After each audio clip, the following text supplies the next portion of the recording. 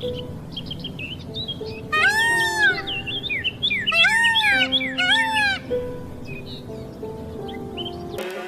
कथा का 6वां दिवस है।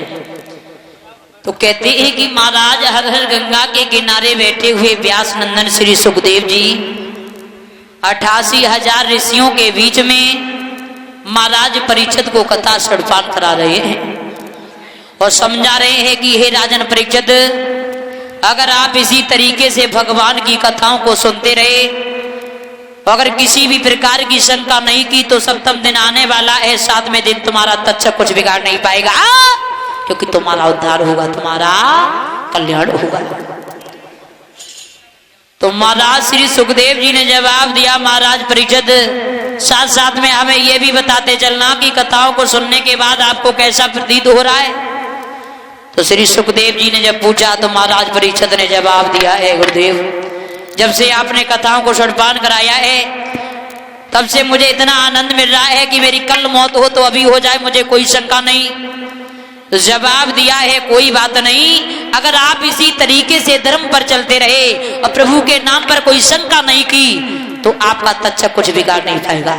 और याद रखना सज्जनों, कहते हैं कि जीवन में इंसान के पास अगर धर्म है, वो स्वामी तुलसीदास जी ये भी लिखते हैं कि धर्म क्या है और धर्म क्या है।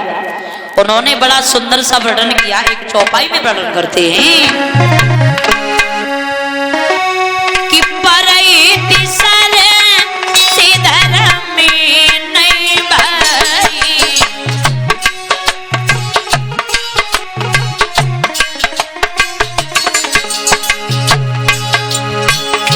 पर पीड़ा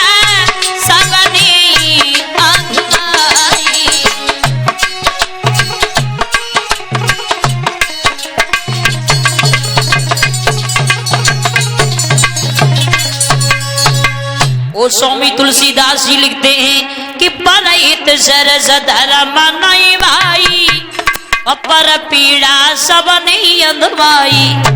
कहते हैं कि महाराज, किसी की आत्मा को सुख पहुंचाना, इससे बड़ा कोई धर्म नहीं होता है। और याद रखना, बिना मतलब से किसी की आत्मा को कलेश देना, कष्ट देना, इससे बड़ा कोई पाप नहीं होता है। कहते हैं कि महाराज, अगर हम किसी को खाना नहीं खिला सकते हैं तो हमें कोई अभद्र भाषा बोलने का अधिकार भी नहीं है। अगर हमारे दरवाजे पर कोई भिखारी आ गया, हमारे पास भिक्षा डालने के लिए नहीं है, तो उसकी झोली फाड़ने का अधिकार भी नहीं है। तो याद रखना भैया, कहते हैं कि धर्म के सिवा इंसान के पास जीवन में कुछ नहीं रहता है। अगर धर्म के बल पर चलते रहे तो जीवन में एक दिन ऐसा आएगा कि आपका बहुत बड़ा नाम रोशन होगा। किसी ने बड़ा सुंदर सा श्लोक लिखा है कि धनानि भूमो पश्वस गोष्ठे नारी गिर द्वारा जना शमशाने दया चितायाम पर लोक मार्गे धर्मानुगच्छ जीविका। कहते हैं कि महाराज, संसार में ये मिट्टी का तन ये मिट्टी में मिलेगा, लेकिन महाराज जो हम आज की डेट में देख रहे हैं, अगर ठाकुर कुछ नहीं मानते तो सबसे ज्यादा अगर मानते हैं तो घर की गृहिणी को मानते हैं, पत्नी के सिवा कोई नहीं है।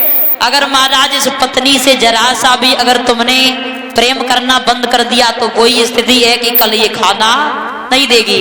तो इनकी भी एक मजबूरी हो जाती है। लेकिन दादा, अगर हमारी बातों को तुमने धारण कर लिया, ये पत्नी के पीछे तुम बेशक मर जाओ, लेकिन एक दिन वो आएगा, ये पत्नी भी तुम्हारा साथ देने वाली नहीं है। कि धन धरा के बीच में यूं ही धरा रह जाएगा, कि धन धरा के बीच में यूं ही धरा रह जाएगा, और पशु भी बंधे रह जाएंगे जब पूछ का दिन आएगा। ये नारी के पीछे जो मरे जा रहे हो, ये नारी भी तेरा साथ देगी केवल घर के द्वार तक।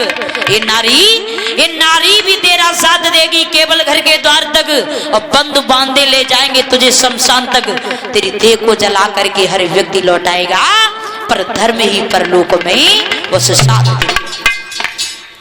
संसार में महाराज, अगर तुम्हारे पास धर्म नहीं है तो कुछ भी नहीं है। एक तुम्हारा दिल सुरक्षित होना चाहिए, तो विश्व की काल परिस्थितियां हमारा और आपका कुछ बिगाड़ नहीं सकती है। परीक्षित जी, किसी ने कहा है कि रचित रचित कोश कोशानाम पे कोश हृदयम इसमन सुरक्षिते सर्वखल रचित भवति। अगर हमारा दिल साफ है, दिल सुरक्षित है, तो विश्व की काल परिस्थितियां हमारा तुम्हारा बिगाड़ नहीं सकती है। अगर धर्म के बल पर चलते रहे, और याद रखना भैया, कुछ ऐसी माताएं भी होती हैं जो ऐसा मार्ग बता देती हैं जो जीवन में इंसान का कल्याण भी हो जाता है। एग्जाम्पल